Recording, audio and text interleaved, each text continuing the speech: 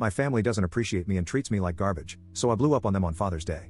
I, 25 am the only male in my family, not including my son and nephews.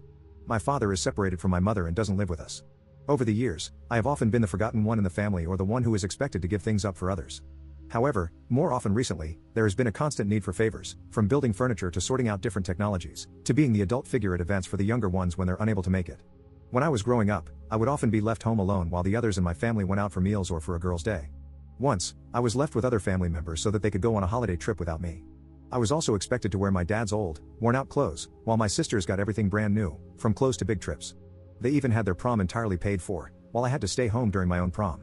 So, on to what caused me to blow up. Yesterday was Father's Day. As mentioned, I have a son myself, and since I am the only adult male, I am also the main male role model for my nephews. I do not wish to sound whiny, but this is now the 4th year in a row that I have been completely forgotten about. I'm a simple person, so I do not expect big celebrations or gifts. I just wanted a simple message saying, Happy Father's Day. Now, I would usually be able to ignore this and move on. However, Mother's Day in our family has always been a huge event, with constant gifts, meals, etc.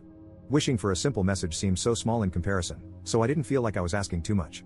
It was not as if they had completely forgotten about it, as various members of the family posted about Father's Day, including little posts for those who have unfortunately passed away or are no longer part of the main family unit, like my father. So, this ended with me blowing up at my family for constantly asking me for favors and to make sacrifices when I can't even get the smallest bit of acknowledgement in return. Honestly, I said a lot of things that I have been holding in for the longest time, and I don't think I have ever felt better getting it off my chest.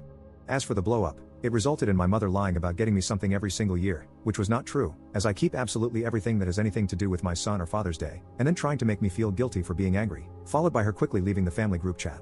My sister, however, quickly jumped in and started trying to belittle me as a father and defend my mother, followed by removing me from the group chat before I could reply. The only one on my side in all of this is my grandmother, who is the only one to treat me fairly. Overall, both my sister and mother completely missed the point I was trying to make and acted like I had asked for a huge celebration for me when all I had said was that I give a lot to the family. It would have been nice to get a simple message from them. Following my blow up at my family, I received multiple messages either belittling me, playing the victim, or calling me unfair.